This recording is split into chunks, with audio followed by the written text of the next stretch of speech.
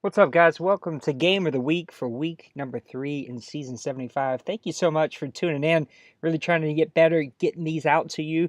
We just advance so fast, sometimes it can be really hard. But I have chosen the Rams versus the Chiefs in week number 3. Ducks goes back to his old stomping ground in Kansas City and comes away with a 29-24 victory.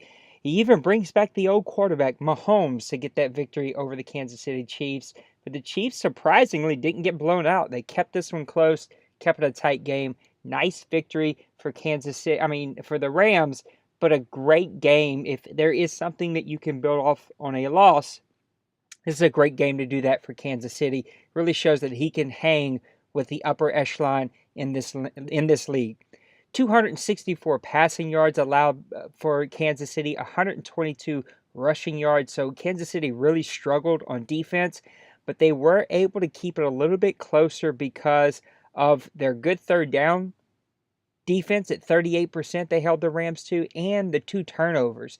Turnovers are the biggest equalizer in this league. And though they only had 17% on third down, they did get the turnovers, and they were able to take those turnovers and turn them into touchdowns. For the Rams, they played normal Rams football. 163 passing yards allowed, 116 rushing yards, so a little bit more rushing yards than they're used to, but you had 2 mobile quarterbacks in this game that were really making a big difference, and it really showed. 67% defensive red zone percentage, but only 50% offensive red zone percentage. So those turnovers that the Rams were able to get, keeping 2 of them, they weren't able to turn those into points at only 50%, whereas the Chiefs actually did a little bit better at 67%.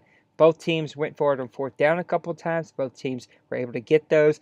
And then a lot of penalties for Kansas City. 5 penalties for 25 yards was another big difference maker in this one.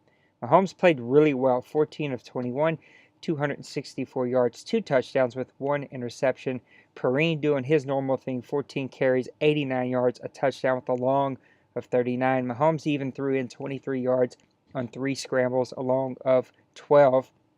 On the other side, Watson, who used to be at the Rams and also the Texans, has now found his way to Kansas City. He played really well. 13 of 17, 179 yards, a touchdown. The 2 interceptions did come back to get him. He also had 3 rushes for 37 yards, along of 25. Hunt, not a bad game. 9 rushes for 63 and a touchdown. The problem is only 9 carries. You'd like to see that guy get more carries.